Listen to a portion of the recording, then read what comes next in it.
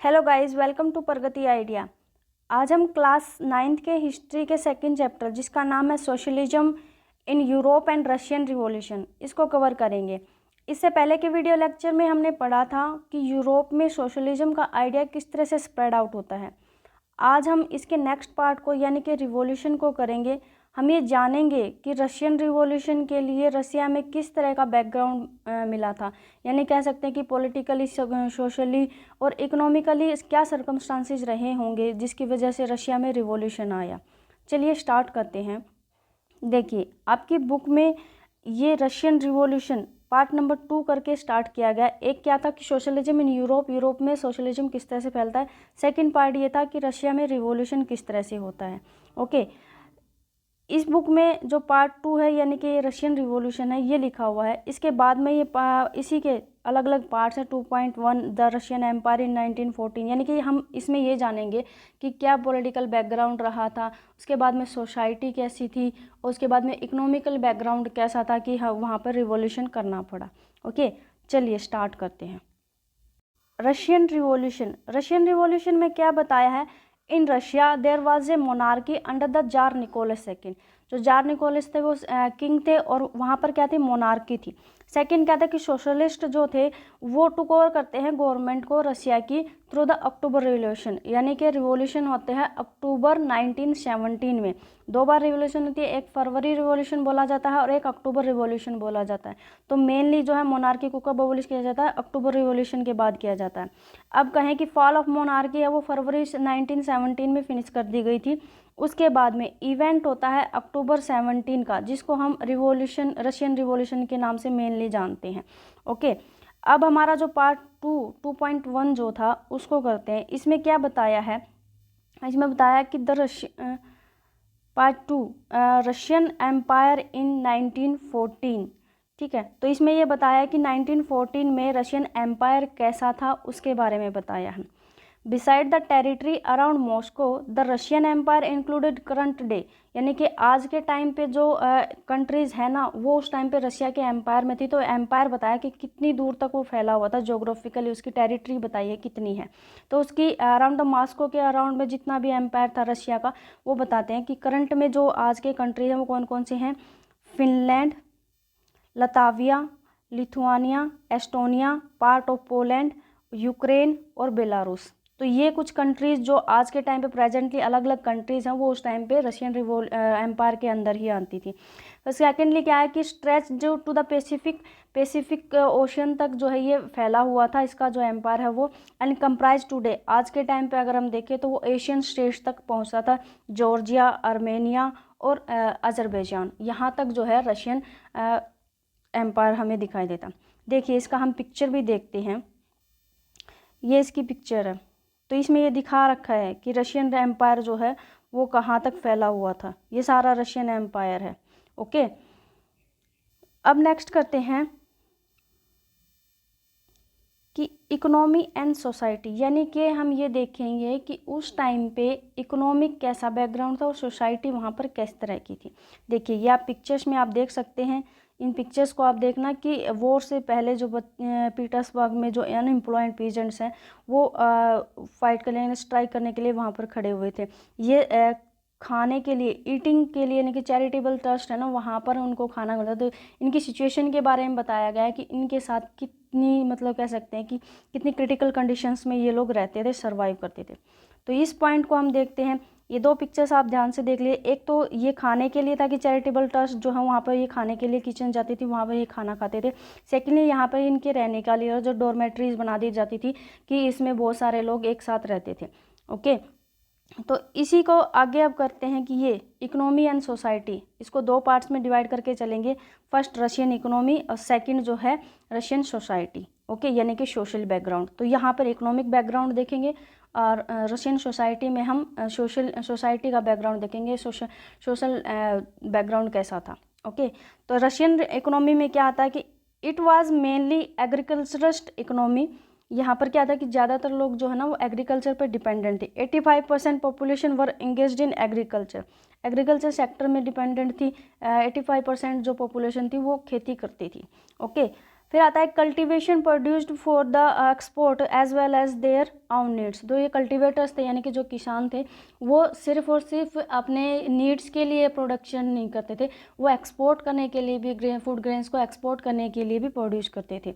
Okay, next है industry was found in pockets. अब यहाँ पर हम industry was found in pockets का मीनिंग क्या कह सकते हैं कि भी लिमिटेड एरिया में थे, उनकी स्ट्रेंथ कम थी और जिनके भी पास थी वो प्राइवेट ओनर्स थे, उनके पास थे।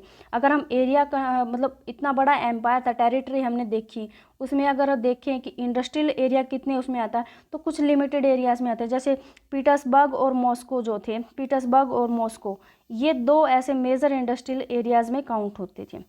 फिर नेक्स्ट आता है कि most of production was carried by the craftsman. और ज़्यादातर जो प्रोडक्शन किया जाता था मतलब फैक्ट्रीज एरिया में, इंडस्ट्रियल एरियाज की बात करें तो क्राफ्टमैन्स के थ्रू जो है वो प्रोडक्शन किया जाता था। फिर आता है कि 1890 के जो टाइम है ना, उस टाइम पीरियड पर रेलवे जो है वो एक्सपेंड होने लगा था। उसका जो है कह सकते हैं कि रेलवे का एक्सपेंशन होने लगा था। इसकी वजह से बेनिफिट क्या होता है कि फॉरेन इन्वेस्टमेंट है वो भी इंक्रीज होके आने लग जाती है। फॉरेन इन्वेस्टमेंट है वो आके वो इंक्रीज हो जाती है, उससे उसका रिजल्ट क्या आता है कि इंडस्ट्रीज़ हैं वो इंक्रीज हो जाती हैं। कोयल प्रोडक्शन देखें जो है वो कोयल प्रोडक्शन यानी कि कोयले का प्रोडक्शन है वो डबल हो जाता है और आयरन एंड स्टील आउटपुट जो है वो क्वार्टलाइड होता है यानी कि 4 गुना बढ़ जाती है। ओके, तो ये हमने देखा इकोनॉमिक में। अब कंक्लूजन में देखें, इंडस्ट्रियल बढ़ गई, ये आ गया, रेलवे एक्सपेंड हो गया, ये सारी चीज़ें हमने देख ली। लेकिन कंक्लूजन में देखें तो क्या था कि ग्रोइंग इंडस्ट्रीज जो है वो ग्रोइंग करने लगी थी, तो उसकी वजह से कुछ प्रॉब्लम्स जो है वो वर्कर्स को फेस करने। इसका क्या था कि मोस्ट इंडस्ट्रीज जो है वो क्या थी, प्राइवेट प्रॉपर्टी थी इंडस्ट्रियलिस्ट की, उनकी प्राइवेट प्रॉपर्टी थी, गवर्नमेंट का कोई इंटरफेरेंस नहीं था। ठीक है, प्रॉफिट मैक्सिमाइजेशन था जिसकी वजह से गवर्नमेंट जो है उनके ऊपर कोई रूल रेगुलेशंस जो है अप्लाई नहीं कर पा रही थी। ओके, वो गवर्नमेंट जो है इसमें कोई इंटरफेयर नहीं कर रही थी। सेकंड क्या है कि गवर्नमेंट ने, हाँ गवर्नमेंट कुछ टाइम मतलब के लिए कह सकते हैं कि भी उसने इंटरफेयर किया था, किस मामले में, एक लिमिटेड आवर्स के काम को लेकर उन्होंने वर्क्स को, और सेकेंडली मिनिमम वेज यानी कि एक मिनिमम सैलरी जो है वो वर्कर्स को मिलनी चाहिए, और सेकेंडली जो है मिनिमम लिमिटेड आवर्स होने चाहिए काम करने के। लेकिन ऐसा हुआ नहीं, क्यों? Often these rules were broken. Obviously जो है ये प्राइवेट प्रॉपर्टीज थे तो वो गवर्नमेंट की इतनी बातें क्यों माने कि गवर्नमेंट और किसी मामले में इंटरफेयर करती नहीं थी, तो इन मामले में भी उनके रूल्स को तोड़ दिया जाता था। तो लॉन्ग वर्किंग आवर्स जो हैं वो रिजल्ट में निकल के आते थे, यानी कि वर्कर्स की कंडीशंस हैं वो क्रिटिकल थी। सेकेंडली क्या था कि workers were accommodated in rooms and dormitories, उनको रूम्स और डोरमेट्रीज में रहना पड़ता था, यानी कि उनके लिए रेजिडेंस की प्रॉब्लम थी, उनके लिए वर्किंग आवर्स की प्रॉब्लम थी, उनकी वेज जो थी यानी कि सैलरी जो थी वो कम थी। ओके, अब बात करें रशियन सोसाइटी यानी कि जो हमारा पार्ट 2 था उसकी बात करें कि सोसाइटी कैसी थी।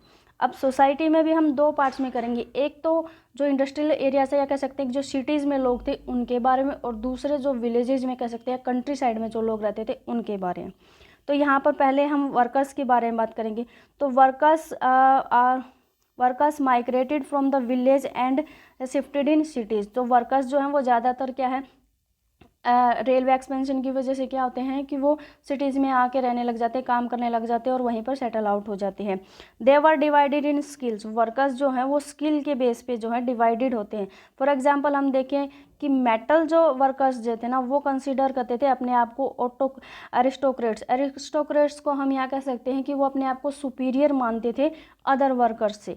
ओके, फिर नेक्स्ट आता है कि 1914 में वुमेंस जो है made up 30% of the factory force, यानी कि वुमेंस को काम करने की भी परमिशन थी फैक्ट्री फोर्स में। अगर फैक्ट्री वर्कर्स की काउंटिंग करें तो उसमें से 30% जो पॉपुलेशन थी वो वुमेंस की थी। लेकिन उनके साथ भी चाहे यहाँ पर डिस्क्रिमिनेशन होती थी, किस वे में कि उनको जो है paid less than the man, उनको जो है मैंस के कंपैरिजन में कम सैलरी दी जाती है, या तो हाफ सैलरी या फिर कह सकते हैं 1/3 पार्ट जो है उनको सैलरी, यानी कि मैन से 1/3 पार्ट उनको सैलरी दी जाती थी, तो लो सैलरी दी जाती थी। Yes, division were present in workers but workers did unite to strike work, यानी कि वर्कर्स में डिवीजन हमने देखा कि मेटल वर्कर्स जो हैं वो अदर वर्कर्स से अपने आप को सुपीरियर मानते थे, उनको अरिस्टोक्रेट्स मानते थे खुद को, तो उस कंपैरिजन में उनके बीच में डिवीजन दिखाई देता था, लेकिन फिर भी वर्कर्स जो हैं वो यूनाइट हो जाते, यानी कि एक साथ आ जाते थे जब उनको स्ट्राइक करनी होती थी अगेंस्ट द एम्प्लॉयर्स, जो एम्प्लॉयर्स थे उनके अगेंस्ट, या कह सकते हैं फैक्ट्री ओनर्स जो हैं उनके अगेंस्ट उनको जो है कभी स्ट्राइक करनी पड़ती थी या प्रोटेस्ट करना पड़ता था, तो वो एक साथ मिल के आ जाते थे, चाहे मेटल वर्कर्स हो या फिर अदर वर्कर्स हो, वो कंबाइन जो है स्ट्राइक करते थे। यहाँ पर एग्जाम्पल दिए गए हैं, जैसे टेक्सटाइल इंडस्ट्री 1896 से लेकर 1897, यानी कि 1 ईयर की यहाँ पर स्ट्राइक हुई थी टेक्सटाइल इंडस्ट्री में। सेकेंडली जो है मेटल इंडस्ट्री थी वो 1902 में यहाँ पर एक स्ट्राइक हुई थी, तो इसमें सब कंबाइन, सारे के सारे जितने भी वर्कर्स थे वो कंबाइन होके आए थे यहाँ पर स्ट्राइक करने के लिए। ओके, अब करें बात हम जो विलेज एरिया यानी कि सोसाइटी इन कंट्री साइड में सोसाइटी कैसी थी। यहाँ पर जो है पीजेंट्स थे, यानी कि हमने देखा कि एग्रीकल्चर पे डिपेंडेंट थे, तो पीजेंट्स थे वो कल्टीवेट करते थे मोस्ट ऑफ द लैंड, लेकिन जो प्रॉपर्टी थी, अगर हम कहें कि मालिक जो प्रॉपर्टी के थे वो कौन थे, नोबेलिटी, क्राउन और ऑर्थोडॉक्स चर्च के जो लोग थे वो। तो पीजेंट्स जो थे वो भी डिवाइडेड थे जिस तरह से वर्कर्स थे, ये एक तरह की कंडीशन थी कि मतलब वर्कर्स में भी डिवीजन हमें देखने को मिलता था, या पीजेंट्स में भी जो है डिवीजन हमें देखने को मिलता था।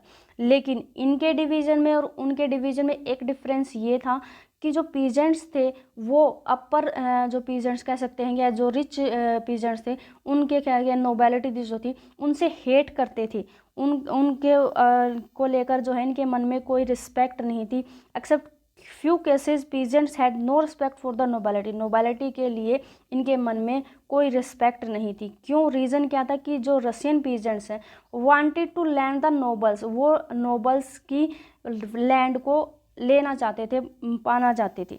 Okay, Russian peasants were different from other European peasants. अब रशियन पीजेंट्स जो थे वो अदर यूरोपियन पीजेंट्स की बात करें, जैसे फ्रेंच की बात करें या फिर वो दूसरे कंट्रीज़ की, तो उनके कंपैरिजन में रशिया के जो पीजेंट्स थे वो डिफरेंट थे। क्यों, उसके पीछे रीज़न ये है कि because they work the by pooling their land together. उसके पीछे रीज़न था कि वो एक कम्युनल बना लेते, कम्युनल को रशियन लैंग्वेज में मीर बोला गया है। ओके, तो वो जितनी भी लैंड एरिया होता था जिसको कल्टिवेशन के लिए जो लैंड एरिया होता था उसको वो एक साथ इकट्ठा होकर जो है कल्टिवेटेड करते थे, या कह सकते हैं पूल करते थे। देन डिवाइडिंग द आउटपुट, और जो रिजल्ट में निकल के आता है, जो आउटपुट निकल के आती थी प्रोडक्शन की, उसको अकॉर्डिंग टू देयर नीड्स, यानी कि इंडिविजुअल की नीड के अकॉर्डिंग फिर उसका डिवीजन करते थे, या कह सकते हैं उसको डिवाइड करते थे। ओके, तो इस वजह से यहाँ पर एक तरह से हम कह सकते हैं कि जो सोशलिज्म का आइडिया है कि सोसाइटी जो वो मिलकर काम करे और अपनी इंडिविजुअल पर्सन की नीड के अकॉर्डिंग जो है वो उसका वो कह सकते हैं कि यूज़ करे, वर्क करे अपनी स्ट्रेंथ के अकॉर्डिंग और यूज़ करे अपनी नीड के अकॉर्डिंग। तो वो सोसाइटी का एक आइडिया है, एक सोशलिज्म का आइडिया है, जो बेसिकली हम कहें तो रशियन जो फॉर्मर्स थे वो ऑलरेडी इस चीज़ को फॉलो करते थे, इसीलिए ये बाकी यूरोप के जो पीजेंट्स थे उनसे डिफरेंट थे। चलिए गाइस, आज के लिए इतना। हमने देखा कि पॉलिटिकल बैकग्राउंड कैसा था, कि कितना बड़ा एम्पायर था, उनकी टेरिटरी कितनी दूर तक फैली हुई थी किंग की, है ना। वहाँ पर ऑर्थोडॉक्स चर्च जो है उसको प्रोटेक्शन दी गई थी, किंग जो है वो मोनार्की वहाँ पर एस्टाब्लिश थी। सेकेंडली हमने देखा कि इकोनॉमिकली क्या था कि इंडस्ट्रीज़ आ गई थी, रेलवे एक्सपेंड हो गई थी, उसकी वजह से वर्कर्स जो हैं वहाँ पर काम करते हैं। रिजल्ट में क्या था कि वर्कर्स की कंडीशंस क्रिटिकल हो जाती है, उनको खाने के लिए जगह नहीं मिलती, रहने के लिए जगह नहीं मिलती, राइट। उनके काम के घंटे हैं वो एक्सटेंड किए जाते हैं, सैलरी जो है वो कम दी जाती है, ये हो गया। अब सोशली में देखें तो सोसाइटी में जो वर्कर्स थे उनके बीच में भी हमें जो है डिवीज़न देखने को मिलता है। वो पहले क्या है कि गांव से जो है शहरों में जाके रहने लग जाते, सेटल हो जाते हैं, उनके वर्कर्स के बीच में डिवीज़न देखने को मिलता है। मेटल्स वर्कर्स जो हैं वो दूसरे वर्कर्स के कंपैरिजन में अपने आप को सुपीरियर मानते हैं। लेकिन जब भी कोई हम उनको रिवॉल्यूशन या उनको कह सकते हैं स्ट्राइक या प्रोटेस्ट करना होता था तो सारे के सारे मिलकर इकट्ठा जो है एम्प्लॉयर्स या कह सकते हैं प्रॉपर्टी ओनर के अगेंस्ट जो है वो प्रोटेस्ट करते थे। सेकेंडली अगर हम सोसाइटी की बात करें, कंट्री साइड की तो पीजेंट्स की बात आती है। पीजेंट्स क्या थे, वो अपने से ऊपर या नोबेलिटी की जो थी उनके अगेंस्ट या कह सकते हैं कि उनसे हेट करते थे। क्यों, रीज़न क्या था कि वो उनकी प्रॉपर्टी या कह सकते हैं उनकी लैंड को जो है लेना चाहते थे। राइट। सारे की सारी लैंड एरिया है। कल्टीवेट तो जो है पीजेंट्स करते थे, लेकिन नाम किसके थी वो, नोबल्स के, चर्च के, और कह सकते हैं कि किंग के, क्राउन के अंडर। इसी वजह से जो है कि पीजेंट जो है वो इनसे नोबेल से जो है नोबेलिटी से हेट करते थे और वो चाहते थे कि ये ज़मीन हमें मिल जाए। सेकेंडली क्या है कि सोसाइटी में यहाँ पर सोशलिज्म की आइडियोलॉजी हमें देखने को मिलती है कि फार्मर्स जो थे वो एक साथ मिल के जो है वो हम कल्टीवेट करते थे और अपनी नीड के अकॉर्डिंग आउटपुट को यूज़ करते थे। ओके, अब नेक्स्ट पार्ट में हम करेंगे कि वहाँ पर रशियन रिवॉल्यूशन जो है वो किस तरह से आउटब्रेक होती है। ओके, चलिए आज के लिए इतना ही। Thank you.